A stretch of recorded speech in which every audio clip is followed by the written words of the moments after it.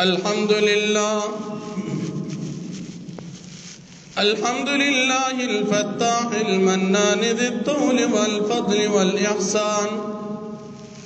الذي من علينا بالإيمان وفضل ديننا على سائر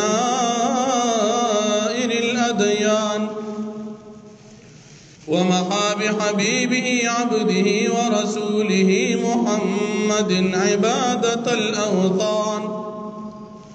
وخصه بالمعجزة والسنن المستمرة على تعاقب الأزمان صلى الله عليه وعلى سائر النبيين وآل كل ما اختلف الملوان.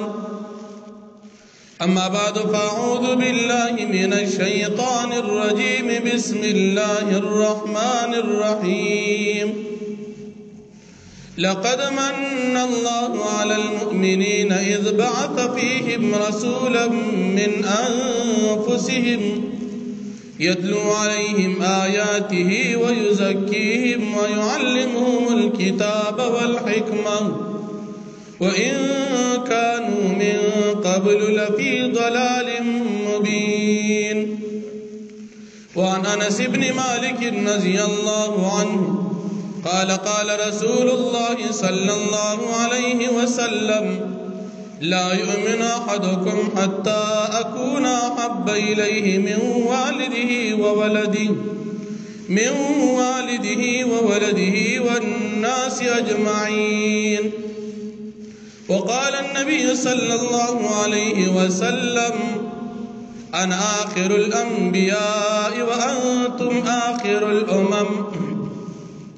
وعن أبي هريرة رضي الله عنه قال قال رسول الله صلى الله عليه وسلم من صلى علي عند قبري سمعته ومن صلى علي نائيا أبلغته. إمام الأنبياء بلا اختلاف وتاج الأسفياء بلا اختلال وختم الرسل بالصدر المعلى نبي هاشمي ذي جمال. وما القرآن مخلوقا تعالى كلام الرب عن جنس المقال. أحب الصالحين ولست منهم لعل الله يرزقني صلاحا. تعصي الإله وأنت تظهر حبه هذا لعمري في القياس بديع. لو كان حبك صادقا لأطعته إن المحب لمن يحب مطيع. وقال تعالى في كلامه المجيد إن الله وملائكته يصلون على النبي يا أيها الذين آمنوا صلوا عليه وسلموا تسليما. درود شريف وائي. اللهم صل على محمد وعلى آل محمد كما صليت على إبراهيم وعلى آل إبراهيم إنك حميد مجيد. اللهم بارك على محمد وعلى آل محمد كما باركت على إبراهيم وعلى آل إبراهيم إنك حميد مجيد. الله رب العالمين پمن کو تاسو باندې لوی انعام احسان دا کړی دی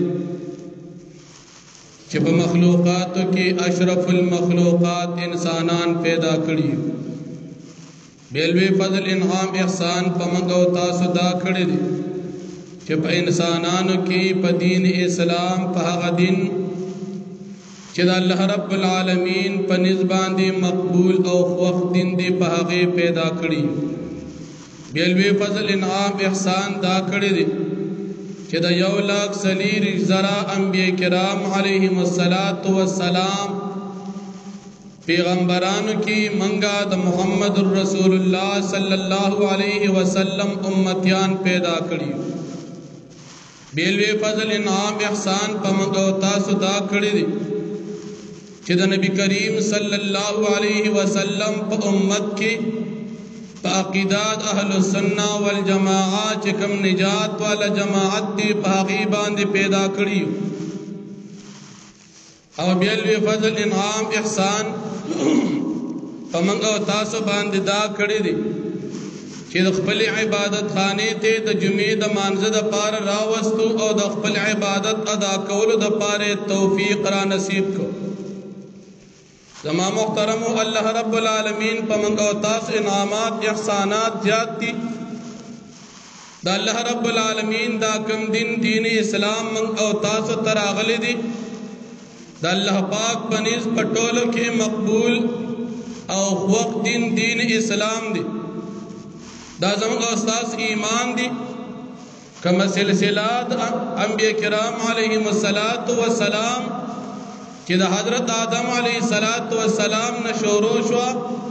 هغه سلسلات پیغمبرانو په محمد رسول الله صلی الله علیه وسلم باندې اختتام ته ورسیدله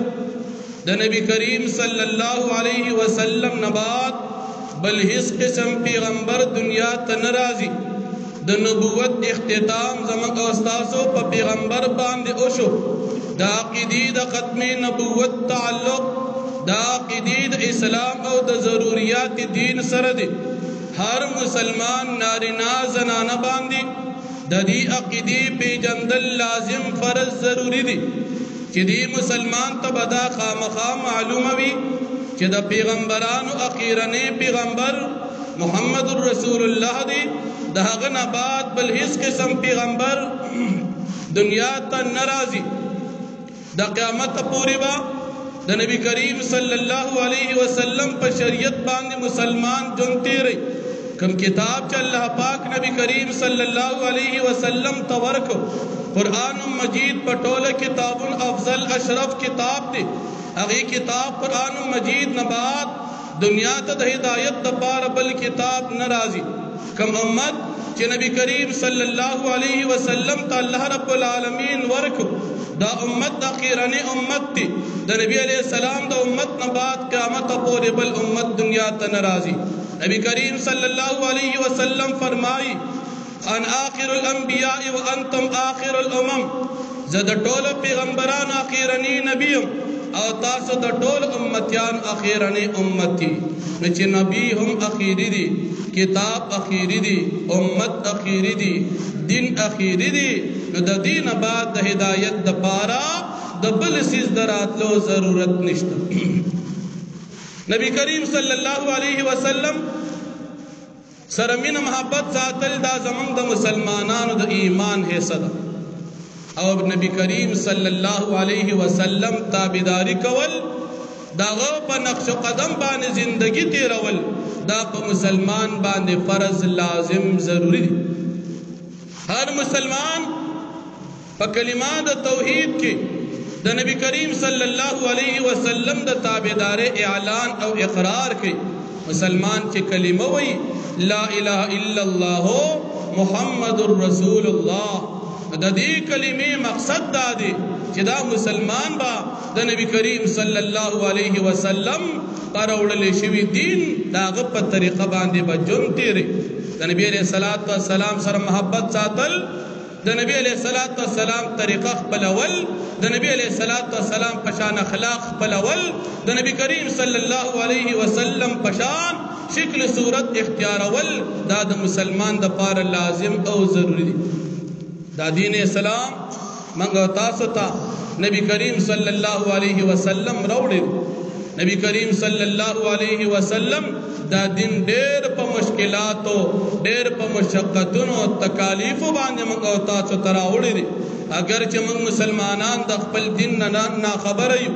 موږ مسلمان تنن د خپل دین قدر احترام معلوم نه دي د هغې وجه دا ده چې موږ مسلمانان پیدا کیږو د پلار مسلمان کور کې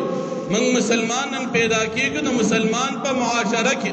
نن موږ مسلمانان پیدا کیږو د مسلمان په وطن کې چې باغی کې موږ ته جماعت آسان ملاوي باغی کې موږ ته قران د الله کتاب آسان ملاوي باغی کې موږ ته نبی عليه السلام طریقه آسان ملاوي د دې وجنا زمونږ د مسلمانانو په زړونو کې د اسلام او د نبی کریم صلی الله علیه وسلم هغه محبت او احترام نشتا کوم چې زمونږ د مسلمانانو د پاره کول لازم او ضروری دي کله چې نبی کریم صلی الله علیه وسلم صحابه کرامو ابتدا د اسلام دا مشکلات ډیر زیات شو صحابه کرامو هجرت وکړو حبشي طرف ته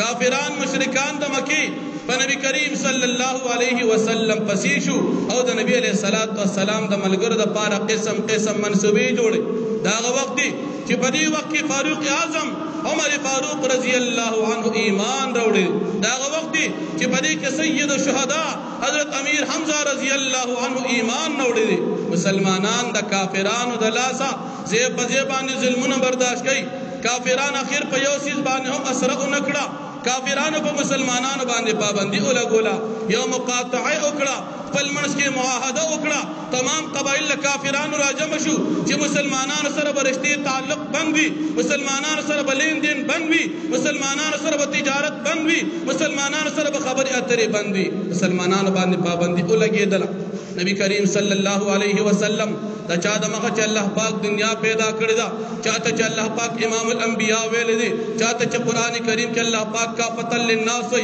چاته چې الله پاک قران کریم کې رحمت للعالمین وي هغه باندې کافرانو پابندي ولګولا کافرانو خپل منځ کې معاهده وکړه ټول کافران یو طرف ته امام الانبیاء او مظلوم صحابه کرام مقابل جانب دي هغه صحابه کرام چې د چا د پر د خوراک تنظیم نشتا قبيله مخالفت کوي قوم مخالفت کوي رشتہ دار مخالفت کوي د نبی کریم صلی الله علیه وسلم خپل ترو ابو لهب د کافرانو په سب کې ودرېدو د امام الانبیاء علیهم السلام سخت دشمنی په سر واقعستره کافرانو پابندي ولګولا چې په نبی کریم صلی الله علیه وسلم او د دې د عملګری کدي سره چارشته وساتله دا به زمون مجرمي چا دي سره لین دین وکړو دا به زمون مجرمي ابو لهب د کافرانو سردار دی د نبی کریم صلی الله علیه وسلم خپل تر دی د کافرانو سردار دی د نبی علیہ الصلوۃ والسلام خوب تر دی کافرانو طرفنا د نمائنده په حیثیت باندې د قافلو سره ملاویږي کمی قافلې چې مکی مکرمه تر تجارت د پاره سودا وروړي دا ابو لهب ور سره ملوشي چې تاسو په دې مسلمانانو باندې سيزونه نه خرڅوي کچره خامخا خرڅوي نو په ډبل یا داغي په زیات قیمت باندې به خرڅوي او کنه په کم قیمت په خرڅ کو نو بیا به تاسو ته اجازه د خرڅول نه وي حضرت سعد ابن ابي وقاص رضی الله عنه دا صحابي دي چاته د جنت بشارت په دنیا کې ملو شوی دي اب خپل باندې فرمایي په موږ مسلمانانو دومره سختی رااله چې موږ مجبور شو د اونې پاڼ خوړلو ته موږ مجبور شو د کیکر د پاڼ خوړلو ته صحابه کرامو مؤمنانو نارینو زنانو ماشومانو بډاګانو د نبی علیہ الصلوۃ والسلام سره ملګرو د دې سره نبی علیہ الصلوۃ والسلام سره بل قوم بطور قومیت باندې مرګیا وکړه هغه ته ویل شي شعب ابي طالب پدې کې دی راجم شو مسلمانانو سره لین دین د خوراک څخه ارس ختم شو نبی علیہ الصلوۃ والسلام دا صحابي فرمایي و یو شپه یو قتل په یو لون سیز باندې مخ په لګیدله او می قتل راوا می غشتو تیار را په خلی کې می واچو او می خوړو د ډیر لګي د وجي وای ما تر د مرګ پورې پته ونه لګیدله چې په دې شپه کې ما د لون سیز کم خوړلې نبی علیہ الصلوۃ والسلام عاشق صحابی دی ویو پیر د شپې بهر او د سماعت توتم چې مې قتل دوغ یو زړه سرمن پرترا ورکوټ ټوټه دا راوامه کستلا په وبو باندې وینځلا او ځان له مې دکړه هغه مې اوخړلا او دریر وځما په دغه وړ ټوکړه د سرمن باندې وخت تیر اسلام په دې طریقه راغلی دی نبی علیہ الصلوۃ والسلام دا صحابی دی چې هغه ته ویل شي عشره مبشره چاته چې په دنیا کې د جنت بشارت ملو دی حضرت سعد بن ابي وقاص رضی الله عنه فرمایي چې دا کافران سرداران با د مسلمانانو د کورونو سره تیرېدل خندا او مذاق به کو ټوکی به کولی خنداګان به کولی چې دا ګوره امام الانبیاء وی چې ما د مخه دنیا پیدارا هغه وی چې زه په دنیا کې پیغمبر یم زه تاسو ته هدایت د پاره راغلم او دی وی چې چا زما امنل هغه ته جنت ملاويږي وای دې حال لی ما شومان جړاګان کوي د لوګي د پاره ورته سم ملاويږي نه او دی هم په دنیا کې د جنت تم لري کافرانو بخنداګانې کولې خوراک سکاک باندې مسلمانان پاڼ خوري مسلمانان د سارو خوراک کوي مسلمانان ته ډوډۍ نه ملاويږي مسلمانانو ته غلي بندري مسلمانان ته نور خوراکونه باندې قطع تعلق دي په دې وخت یو مسلمان دی حضرت حکیم ابن حزام رضی الله عنه چې لا ایمان نه دی وروړي د کافرانو زور دی مسلمانان ډېر په تکلیف جون تیری د ترور دا د نبی کریم صلی الله علیه وسلم بیبی دا ام المؤمنین حضرت خدیجه الکبرى رضی الله عنها د نبی علیہ الصلوۃ والسلام بیبی زمون د مسلمانانو مور دا حکیم ابن حزام رضی الله عنه ځان سره لګونتي غلرا واقعستلا چې ترور لبلګ یوسم زکه ډېر وځي شي خوراک کاسکاک به نوي کړي چې لګونتي خوراک وکي ابو جهل کافرانو سردار وته وي کاسه ملاقات ته ځي لاړ شه د غلي اورلو اجازه درته نشته دا د مسلمانانو حال په دې وخت کې اول سړی راغی ابو البختری ابو جهل ته وی ګورا کدی دا خوراک وړي دا د خوخه ده کته په باندې پابندي لګي دا ستاسو ظلم دی او دې د خپل ترور له خوراک وړي شي ابو جهل کافر د ابو البختری سره په جګړه شو ابو البختری د اوخ تمله اډو کې را واقعستو ابو جهل له پدا سر گزار ورکو ابو جهل نبی روان شي په دې حالت کې حکیم ابن حزام چې دغه وخت له ایمان نه دی راوړي غلې خپل ترور له رسول تدین بعد د نبی کریم صلی الله علیه وسلم په معاونین او حمایت یافتو کې سړی الله پاک پیدا دغه نو هشام ابن عمر اغوی عمر ابن زهیر تا زهیر ابن عمر ابن امیہ تا چې ګورا ته خود نبی کریم صلی الله علیه وسلم رشتہ دار دا د نبی کریم صلی الله علیه وسلم د ترور زویو د عبد المطلب سیب د لور زویو وی ګور استاخو هشام ابن عمر ورته وی ګور د کافران ابو جهل دی کپ مسلمانانو پابندی لګول دا او کم از کم استاخو د قوم مسله دا عبد المطلب سیب خستام نکدي او د نبی کریم صلی الله علیه وسلم هم نکدي او که زما منی زهیر ابن عمر ته وی ته وګوره سوچ کا دا ابو جهل په خاندان کې پابندي ولګیدله تاسو را ابو جهل قانوني پابندي نه برداشت کړي او په دې وخت کې ستا په خاندان په بني هاشم بني عبد المطلب باندې پابندي ده لہذا په دې وخت کې تجرأت کا غیرت کا او دا پابندي او دا مقاطعه او دا چې کوم معاهده د کافرانو کړی ده د دې مخالفت زهیر ابن عمر وتیز خو یوازم په یواجب څنګه مخالفت کوم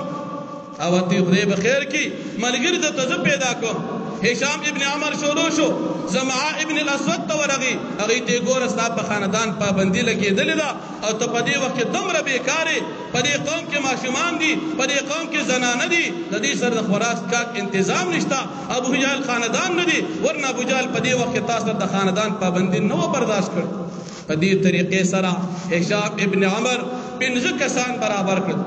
د معاهدې د خلاف ورزۍ د پاره او په دې وخت کې 3 کاله په نبی کریم صلی الله علیه وسلم د پابندۍ او د صحابه کرام باندې د پابندۍ 3 کاله تیر شوي دي د اوم کال د نبوت نه پابندي لګېدلې ده او سلسم کال د نبوت د نبی کریم صلی الله علیه وسلم سبا ته مجلس دی زهیر ابن عمر وی زما مجلس کې پاسم او د دې معاهدې د خلاف ورزۍ आवाज وکړ سبا ته کافران ناشتي ابو جهل دی په مسجد حرم کې ټول ناشتي زهیر ابن عمر وی ګوره دا ماشومان دي او تاسو پابندي لګو د خوراک سکاک دا انتهایی زیات ظلم دی په دې بنا دا قانون به ختم کو ابو جهل پاسې دو چې په هیڅ صورت باندې دا قانون موږ نه ختمو تر دې پورې چې دا خلک یا وفات شي او یا واپس زموږ دین ته کفر دین ته واپس راوړي په دې کې زمعه ابن الاسود پاسې دو ابو جهل ته وی چې ساده خبره غلطه ده او دا قانون په هر صورت باندې ماتول غواړو په دې کې نبی کریم صلی الله علیه وسلم بل تر ابو طالب صاحب سره په شعاب ابي طالب کې دی او غتوي ابو طالب صاحب توي تاسو لار شي اکما تحریر چې دی لیکل دي او په بیت الله شریف کې دنه زولن کړي د معاهده هغه تحریر وینو خړل دي باقي تحریر کې صرف دومره موجود دي بسمک اللهم صرف الله نوم موجود دي نو د معاهده تحریر ټول وینو خړل دي ابو طالب صاحب راغی مشرکان کافران سردارانو ته وای کچره غواړي چې فیصلو کو فیصلو په دې باندې کو زما اوراره خبره کړې ده او هغه چرتم دروغ نه دی ویلي هغه ویلي دي چې په کعبه کې دنه کم تحریر دي داغه تحریر صرف بسم الله د نو ټول خلل شوی دي کچره دا خبره رښتیا وا معاهده به ختمي او کچره دا خبره رښتیا نه وا نبي ابو خپل اوراره تاسو له درکو کافران خوشاله شو دروازه کولو کړ وی قتل پکاوه کې دنه تحریر ځوړند امام الانبیاء چې کوم پیغام ورکړی دی او هغه شان تحریر کې صرف بسم الله موجود دا بسمک اللهم نور ټول تحریر وینو خوړلې دي د کافرانو معاهده ختم شو دین بعد ابو طالب سے دیراغل د کعبه خلاف ونیو او خیری یو کړی بد دعا یو کړه مسلمانان ملګری ورسره دي چې کوم چا په من باندې پابندي لګولې و دا غي د هلاکت د پاره بد دعا وکړه لسم کال د نبوت دی دا پابندي په نبی کریم صلی الله علیه وسلم او په صحابه کرامو د دین د خاطر لګیدل ده مونږ ته چې نن دین راغلی دی مونږ چې ماشومان یو او په خله باندې لا اله وایو دا الله نو مخلوق د رسول نو مخلوق قیامت پی جنو کتاب پی جنو مور پلار پی جنو اسلام پی جنو دا برکت د نبی کریم صلی الله علیه وسلم دا قربانی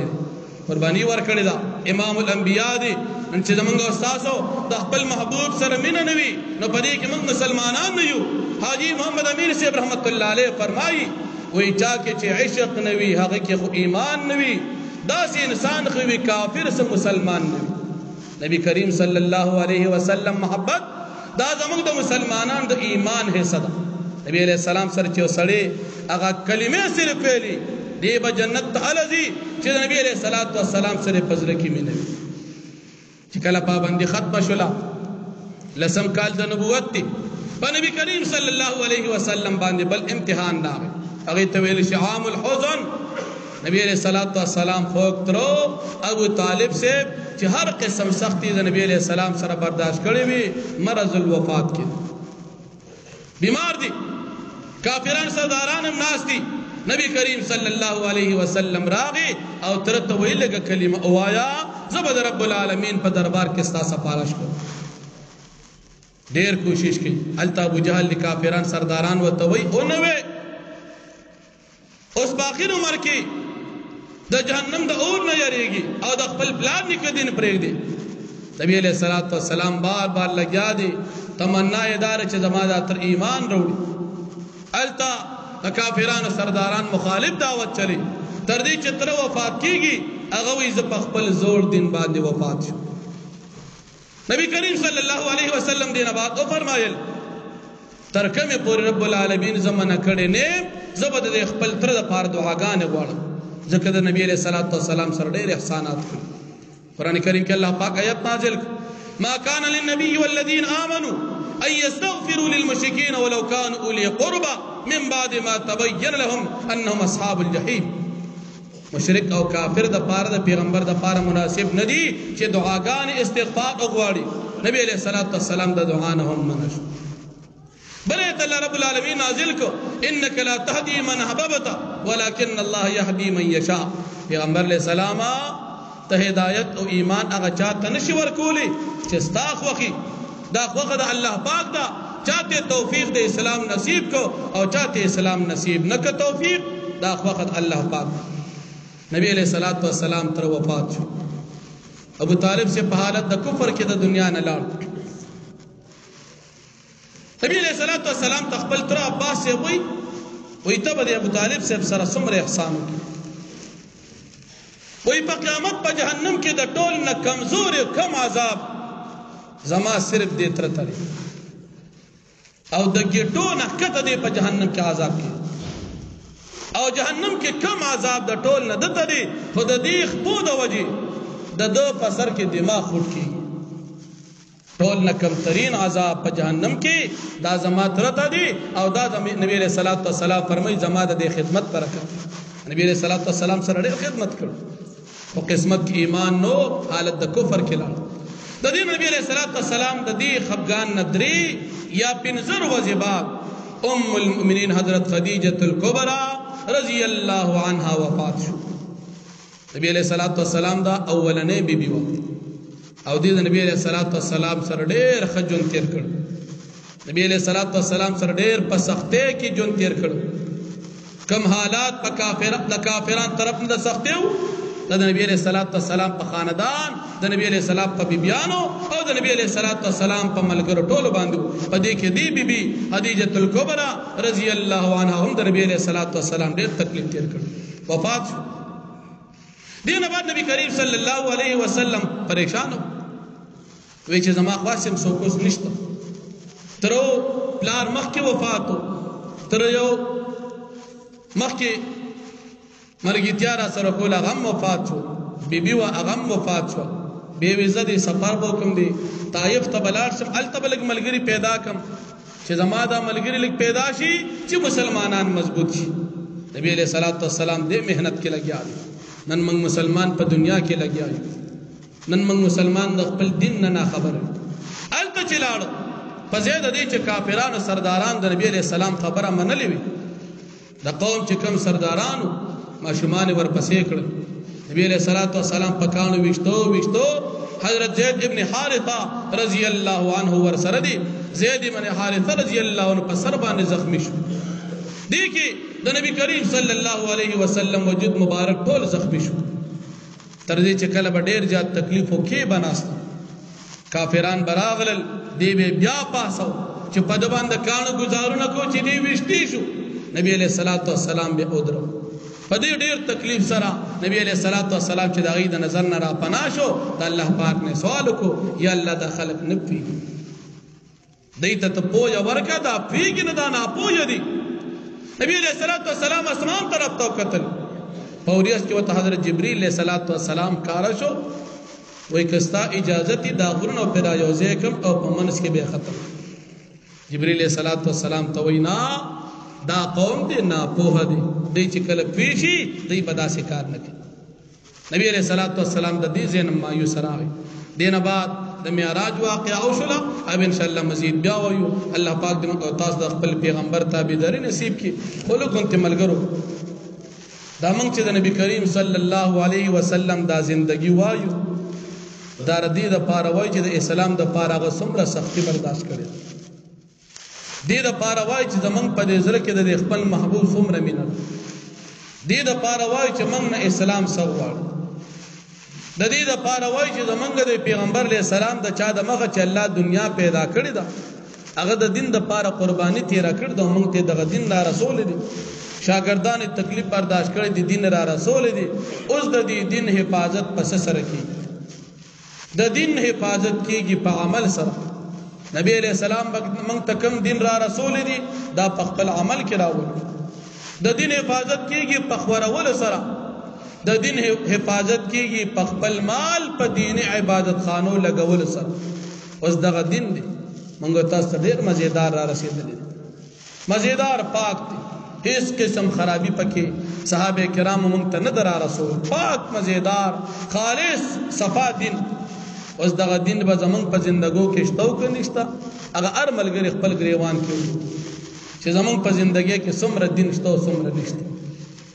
او بیا دې ته وګورو زمونږ په زړونو کې د دین قدر احترام محبت شته او که نشته او بیا دې ته وګورو چې مونږه خپل بچي خپل مال په دین لګو او که نه هغه د دین نه مونږ لرې ساتو کم از کم مونږ مسلمانان یو قیامت پورې به دا دین الله پاک ساتي د دې دین د حفاظت په الله کوي خو خوش قسمت انسان هغه دی چې خپل ځان په دین کې ولګو